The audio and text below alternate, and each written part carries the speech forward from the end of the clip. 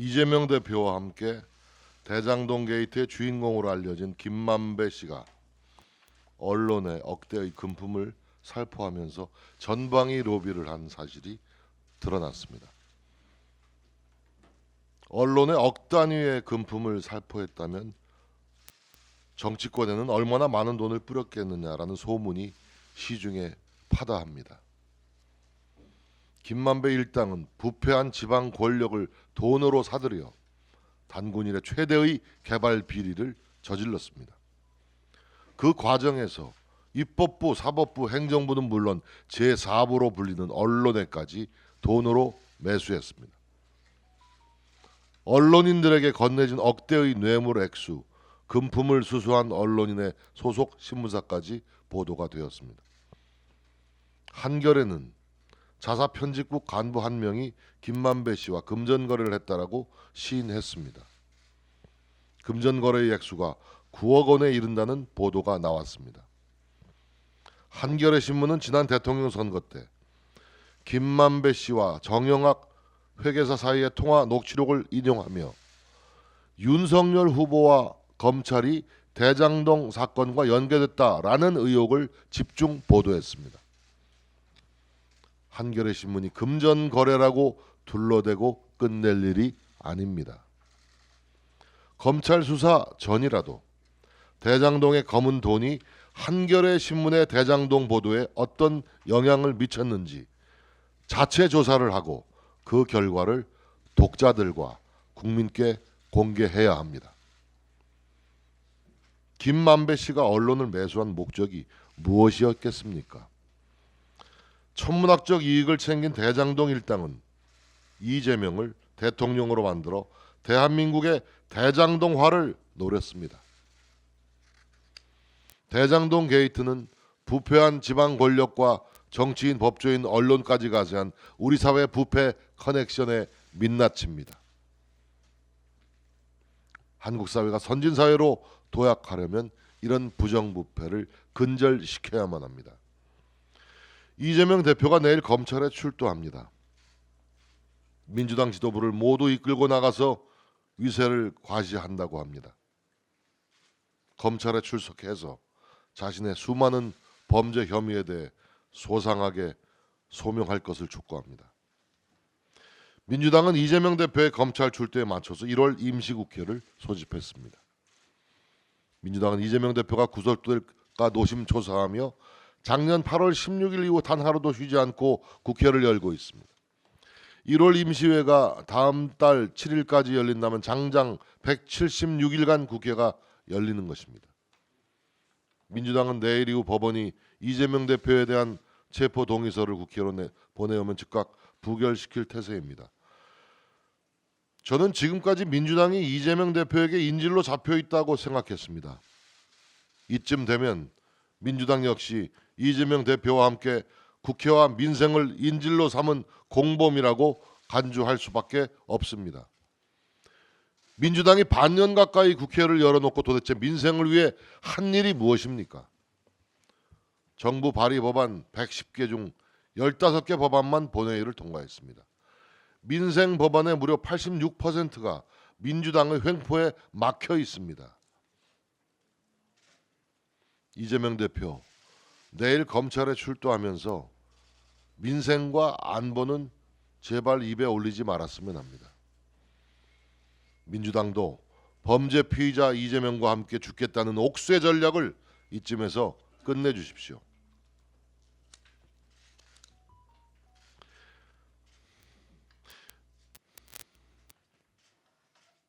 민주당은 어제 윤 대통령이 북한 무인기 도발의 비례성 원칙에 입각해서 우리 무인기를 북으로 보내라가 지시한 것을 두고 즉흥적이고 어설픈 대응으로 정전협정을 위반한 것이다.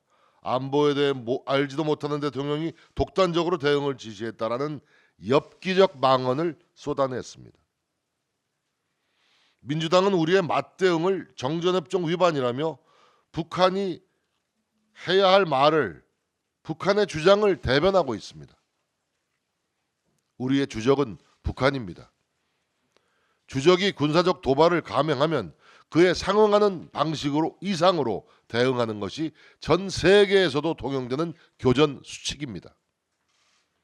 군 통수권자인 윤 대통령은 무인기 사건과 관련하여 북한의 어떠한 도발에도 확실하게 응징 보복하라라며 북한에 핵이 있다고 두려워하거나 주저해서는 안 된다라고 말했습니다. 북한의 무인기 도발이야말로 정전협정뿐만 아니라 민주당이 신주단지 모시듯 하는 판문점 선언과 9.19 남북 군사 분야 합의서마저 정면으로 위반한 것입니다. 이런 사실을 모를 리 없음에도 민주당은 왜 북한의 도발은 애써 외면하고 우리 정부와 군만 공격하는 행태를 반복하고 있습니까? 대한민국의 안보를 벼랑 끝까지 몰고 갔던 민주당의 반응이 참으로 아이러니합니다. 민주당이 피와 식별은 제대로 하고 있는 것입니까? 대한민국의 안보를 위협하는 민주당의 적은 휴전선 너머에 있습니다. 게다가 우리 당이 제기한 대북 규탄 결의안 채택도 깡그리 무시하고 생뚱맞게 윤 대통령의 합법적인 지시를 정전협정 위반이라고 주장하고 있습니다. 대통령에 대한 인신공격성 발언도 서슴지 않고 있습니다. 가히 북한 대변인다운 행태입니다. 문재인 정권이 김정은의 수석 대변인 역할을 하는 사이 북한은 핵무기 고도화에 박차를 가했습니다. 이제 5,200만 명 대한민국 국민 모두가 머리 위에 올려진 핵무기를 걱정하면서 살아가야 할 처지가 됐습니다. 윤석열 정부는 문재인 정권이 허물어뜨린 국가 안보 시스템을 바로 세우고 있습니다. 새로운 안보 태세를 시험하고 점검하고 있습니다. 국민의 생명과 안전을 지키기 위한 윤석열 정부의 입장은 단호합니다. 우리는 금년으로 70년을 맞이하는 한미 군사 동맹을 근간으로 김정은 정권의 도발을 봉쇄할 것입니다. 민주당은 총체적 안보 위기라고 소란을 피우면서 우리 군 통수권자와 군 수뇌부를 흔들지 마십시오. 북한의 도발에 맞서 초당적으로 대처할 것인지 계속 김정은 정권의 대변인으로 남을 것인지 민주당은 선택하기 바랍니다. 민주당이 이재명 노웅래 의원 방탄을 위해서 단독 소집한 임시국회가 오늘부터 회기가 시작됩니다. 만약에 오늘부터 회기가 시작되지 않는다면 노웅래 의원에 대해서는 체포 동의 없이 바로 영장 심사가 될 것이고, 또 오늘부터 임시국회가 시작되니까 이재명 의원이 내일 출석하기로 한 걸로 봐서 명백하게 방탄국회임이 틀림이 없습니다. 민주당은 방탄국회라는 비판을 받을 것이 두려웠는지 긴급 현안 질의를 본회의에서 하자고 합니다. 우선 긴급 현안 질의는 교섭단체 간의 합의 없이는 지금까지 해오지 않았습니다마는 그것뿐만 아니라 무인기 방어에 관한 우리의 무기 체제와 시스템을 중요한 군사 기밀을 그대로 공개하자는 것과 다를 바 없습니다. 국방부 장관과 주요 군사관계 책임자들을 불러내서 북한의 무인기를 우리나라는 무엇으로 탐지하며 어떻게 추적하며 어떻게 격파하며 이런 것들을 고스란히 공개해서 북한에 다 알려주자는 것 아니겠습니까? 절대 무인기 침범에 관한 긴급 현안 질의는 받아들일 수가 없습니다. 필요하다면 국방위에서 비공개로 충분히 따져보고 파악할 수 있음에도 불구하고 본회의에서 공개적으로 긴급 현안 질의를 하자는 것은 군사 기밀을 그대로 넘겨주자는 것과 다를 바 없기 때문입니다. 민주당 대변인이 이 무인기 침범에 대해서 자위권 행사 차원에서 비례 원칙에 맞게 무인기를 북한에 들여보낸 대통령의 조치를 온갖 이유를 달아서 비판하고 있습니다. 민주당의 속내가 그대로 드러난 것 같습니다. 9.19 군사합의, 정전협정, 북한은 위반해도 비판하지 않고 그대로 받아들이고 우리 위반 소지만 있어도 하지 말자는 것은 우리 손발을 묶고 북한을 마음대로 활개치게 하자는 그런 민주당의 속내가 그대로 드러난 것 아니겠습니까? 북한이 핵미사일 쏘도 우리는 그대로 막고 있어야 됩니까? 북한이 포격을 해도 막고 있어야 됩니까? 민주당 집권 시절에도 원점 타격한다고 한 것도 다 그것이 이 비례의 원칙, 그다음에 자유권 차원에서 다 가능했던 일 아닙니까? 민주당 대변인이 우연히 한 말 속에서 우리 군은 모두 손 묶어 놓고 북한이 마음대로 도발 행위를 할 수 있도록 한 그런 9.19 합의부터 정책들이 고스란히 드러났다고 할 수밖에 없습니다. 민노총의 행태가 거의 조폭에 가까운 것 같습니다. 민노총 산하 금융노조가 2020년과 2022년에 민노총을 탈퇴한 한국은행 노조와 금감원 노조에 대해서 지난해 12월 말 소송을 제기했다고 합니다. 자신들이 두 노조의 탈퇴를 승인하지 않았다면서 밀린 노조 조합비를 내라는 그런 소송입니다. 얼마 전 민주노총 금속노조 산하 포스코 지회가 조합원의 투표를 통해서 탈퇴를 결정했는데 금속노조가 탈퇴를 허용하지 않은 것과 마찬가지입니다. 민노총의 강경 일변도의 정치 투쟁에 반발해서 그 노선의 환멸을 느껴서 탈퇴하려는데 왜 이렇게 탈퇴를 막는 것입니까? 심지어 한국은행 노조에서는 조폭 세계에서 탈퇴하려면 손가락 하나 자르고 나가라는 협박과 같다는 공포 분위기를 느낀다고 합니다. 이러니까 민주노총이 이 나라 전체의 공공의 적이 되고 노동개혁이 반드시 돼야 하는 그런 이유가 아니겠습니까? 지금이라도 민주노총 철저히 각성하고 노동당국, 수사당국은 탈퇴를 거부하는 과정에서 위법이 있는지 철저히 따져보기 바랍니다. 예, 중요한 공적 정보의 유출, 숨어있는 문정부 조력자들 발본 세곤해야 합니다. 지난해 우리 국민은 정권 교체를 선택했습니다. 문정부의 실정을 타파하고 쇄신을 보여달라는 주문이었습니다. 하지만 이를 부정하고 새 정부의 발목 잡기에 충실한 문정부의 조력자들이 여전히 공기관 곳곳에 잔존하고 있는 것으로 보입니다. 특히 정부를 흠집내고 국정에 혼란을 가하려는 목적으로 공적 정보를 유출하고 있는 것은 아닌지 의구심이 듭니다. 경찰이 한동훈 법무부 장관의 집 주소를 스토킹 혐의를 받는 더 탐사에 넘겨주지를 않나. 좌파 언론에 공개된 이태원 참사자 명단의 유출 정황이 서울시청에서 포착되기도 하였습니다.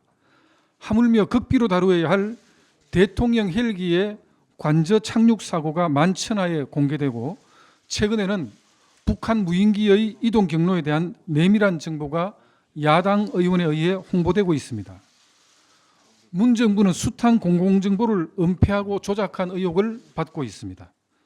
서해 공무원 피살 사건에서 나타난 첩보 보고의 삭제와 은폐, 일자리 및 소득, 집값 등 민생 통계 조작 의혹, 엄정해야 할 검사장이 기자에게 가공된 정보를 넘긴 의혹 등 문정부의 차고 넘치는 국가정보 훼손의 형태가 새 정부에서는 정부를 위해하려는 목적으로 반복되고 있습니다. 근본 기회에 공직기강을 바로 세워야 합니다. 국민의 성원으로 새 정부가 들어섰음에도 아직도 지난날의 문정부에 봉사하는 조력자들을 발본해야 합니다. 이를 바로잡지 않으면 이어질 3대 개혁 추진 과정 곳곳에서 중요 정보를 유출하고 불필요한 논란을 야기하면서 개혁의 본질을 퇴색시킬 것입니다. 정의기억 연자 후원금을 유용한 혐의로 기소된 윤미향 의원에게 징역 5년을 구형을 했습니다. 검찰은 오랜 세월 고통받아온 할머니들을 위해 시민들이 한 푼, 두 푼 모금한 자금을 자신의 쌈짓돈처럼 사용하고 정대협의 자금을 마치 개인 사업가처럼 사용하는 과정에서 횡령범죄를 저질렀다며 피고인의 업무상 횡령 범행에 대한 비난 가능성이 매우 높다며 중형을 구형한 이유를 설명했습니다. 지난 21대 총선 직후 2020년 5월 폭로가 시작된 이래 무려 2년 8개월이나 지난 시점에 나온 1심 구형이며 3심까지 진행된다면 윤미향 의원은 1년 4개월 남은 국회의원 임기를 모두 마칠 것으로 예상되고 있습니다. 그러는 사이 윤 의원은 꿋꿋하게 국회에 입성해 공룡 여당 민주당의 비호를 받았고 논란이 계속되어 제명되기는 했지만은 무늬만 무소속 의원으로 모든 사안에 민주당과 한몸이 되어 움직였습니다. 최근에는 양국관리법 개정안의 상임위 통과와 본회의 직회부의 결정적인 역할을 하며 민주당에 큰 힘을 실어주기도 하였습니다.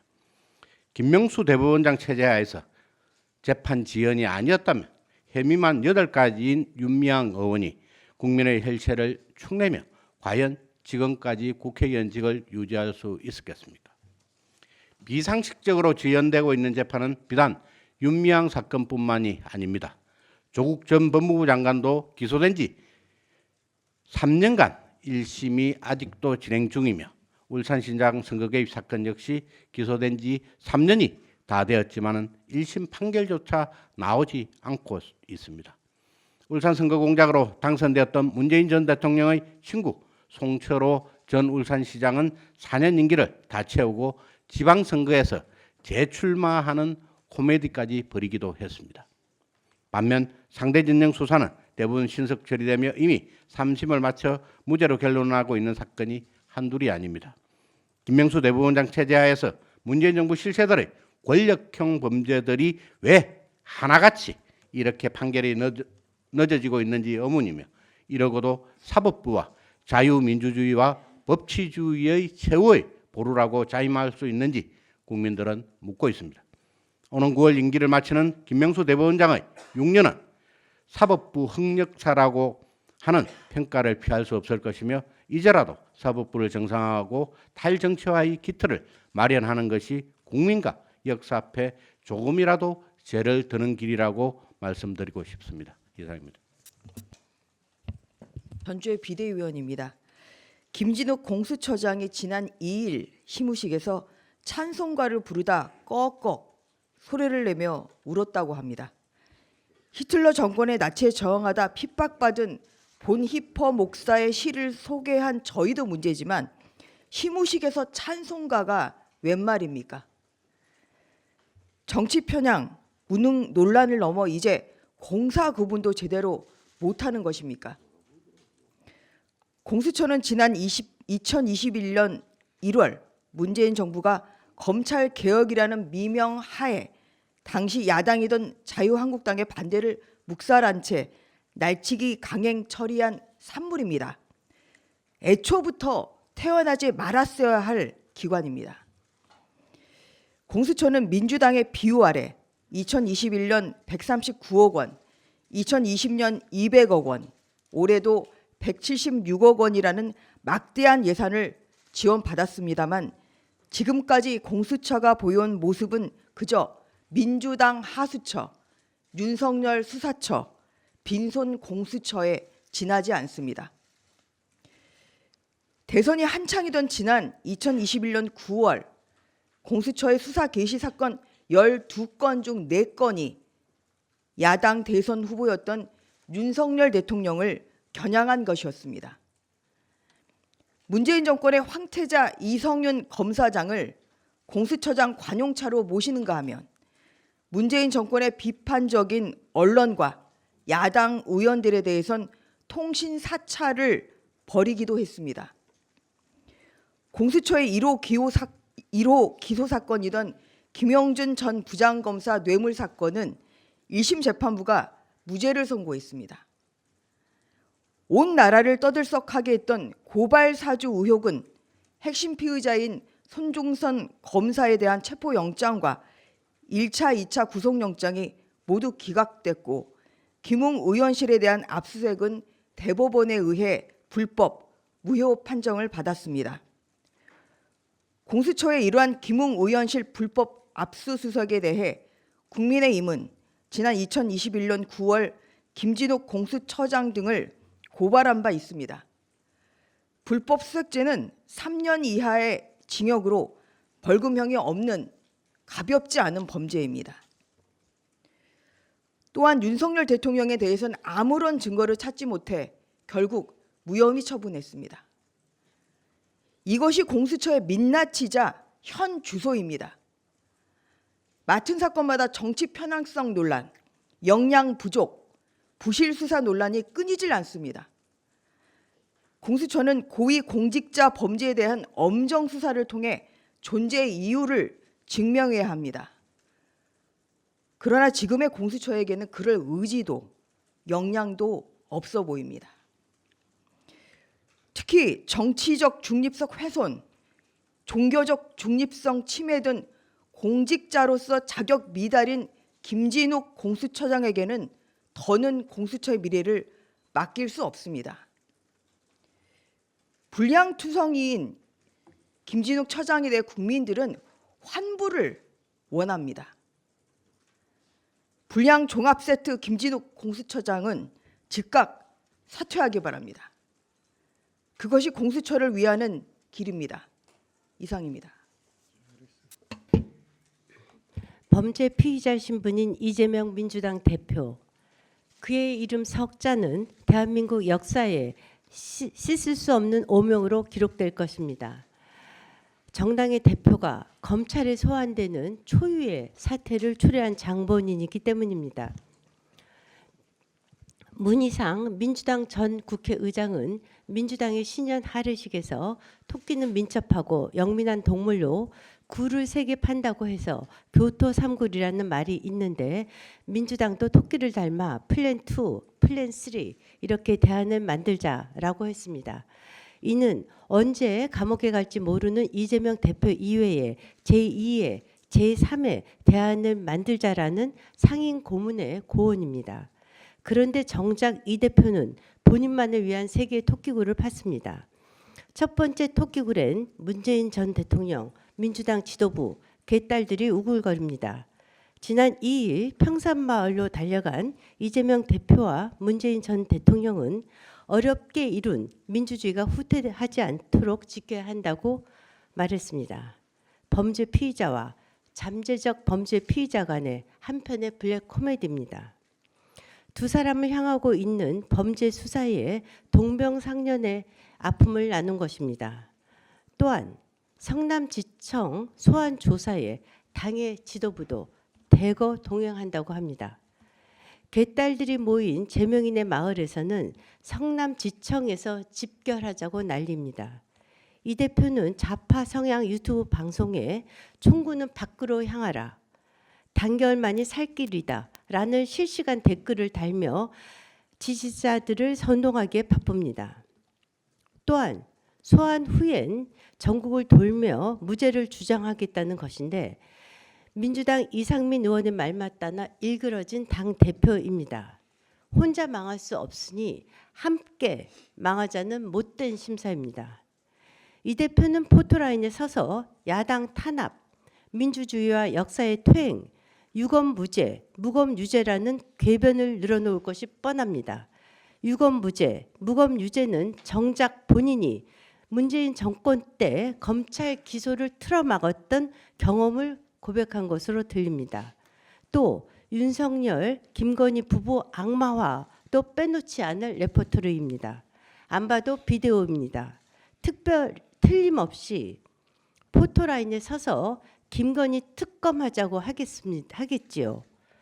돌이켜 보십시오. 역사적인 그날 윤석열 검찰이 조국 법무부 장관 후보자에 관한 의혹에 압수수색을 나선 2019년 8월 27일 바로 그날 문재인 전 대통령은 그날부터 퇴임한 2022년 5월 9일까지 두 부부를 그토록 탈탈 털었습니다. 그런데 대체 뭐가 나왔습니까? 조국 대통령 만들려다 역으로 윤석열 대통령을 탄생시킨 것이 대체 누구입니까? 두 번째 토끼굴은 회기 중 불체포 특권입니다. 1월 임시국회가 곧 시작됩니다. 오늘부터 시작됩니다. 검찰의 구속영장 청구를 막으려는 방탄용으로 보입니다. 그런데도 이 대표는 아니 내가 검찰 소환 조사를 받겠다고 했는데 뭘 방탄하겠다는 것이냐며 귀신 씨나라 까먹는 소리만 하고 있습니다. 방탄국회는 검찰 소환을 막기 위한 것이 아닙니다. 체포와 구속을 막기 위한 것이라는 것은 변호사인 이 대표가 모를 리도 없는데 국민을 상대로 말장난을 하고 있는 것입니다. 이 대표는 지난 대선 땐 국회의원 불체포 특권 폐지를 공약으로 내걸었습니다. 인천 계양을 보궐선거를 출마하다가 검찰 방탄용이라는 비난이 일자 이때도 불체포 특권 폐지를 주장했던 인물입니다. 세 번째 토끼굴은 민주당의 당원 80조 3항을 개정한 것입니다.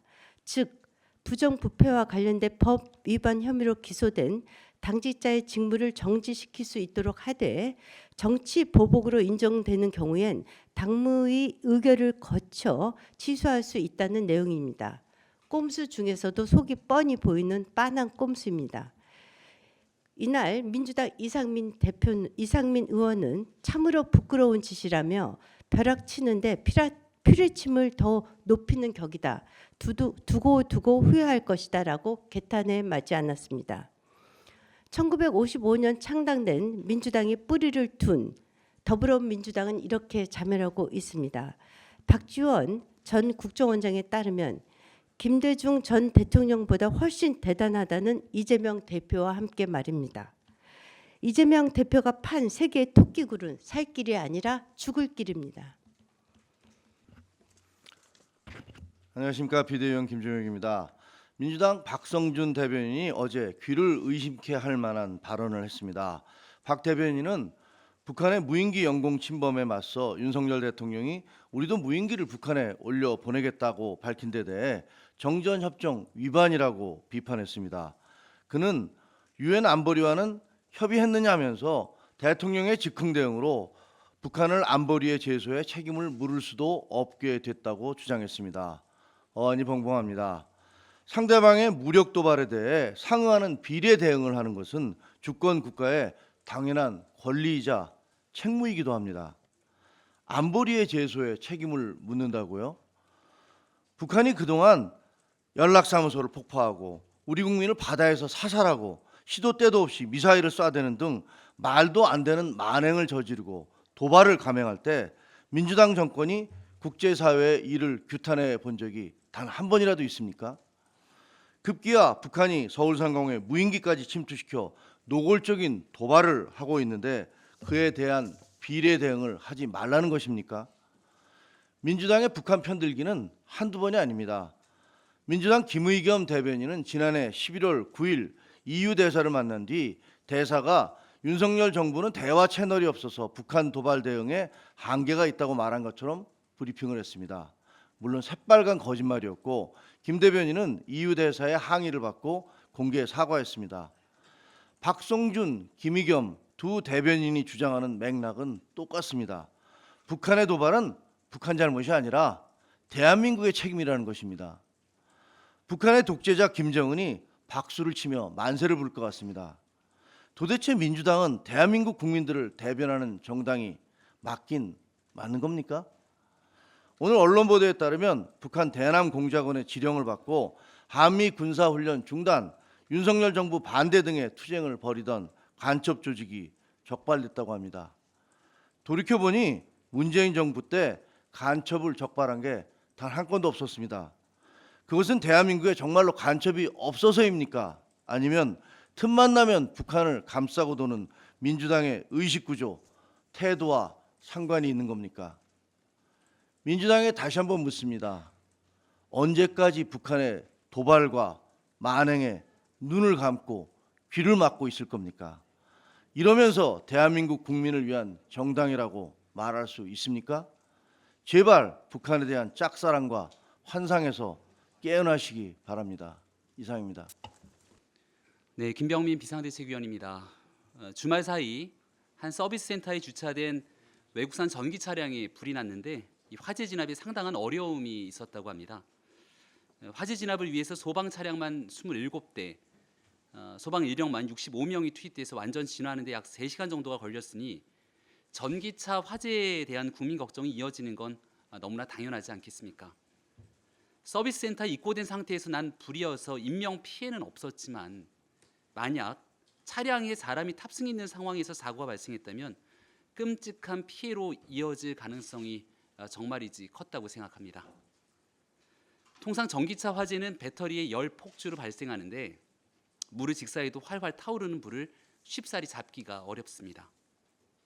이 발화 문제에 대한 철저한 조사는 기본이고 전기차 화재 발생 시 대응 매뉴얼에 대한 총체적 점검이 필요할 때가 아닌가 생각합니다.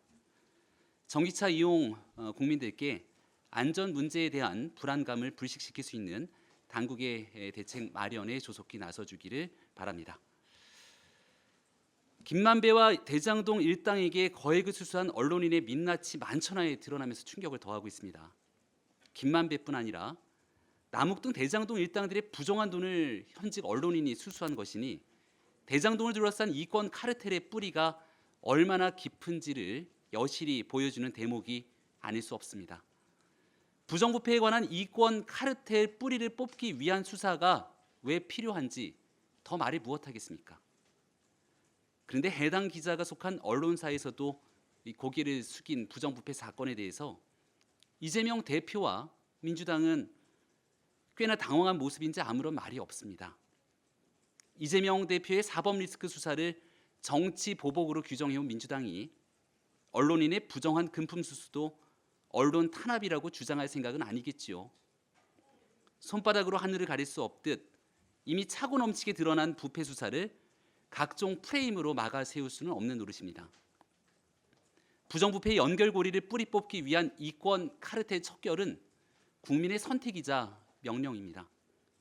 부패의 민낯이 고스란히 드러날수록 이를 막아 세우기 위해 겹겹이 방탄을 쌓아온 민주당의 책임 또한 피해갈 수 없다는 점을 명심하기 바랍니다.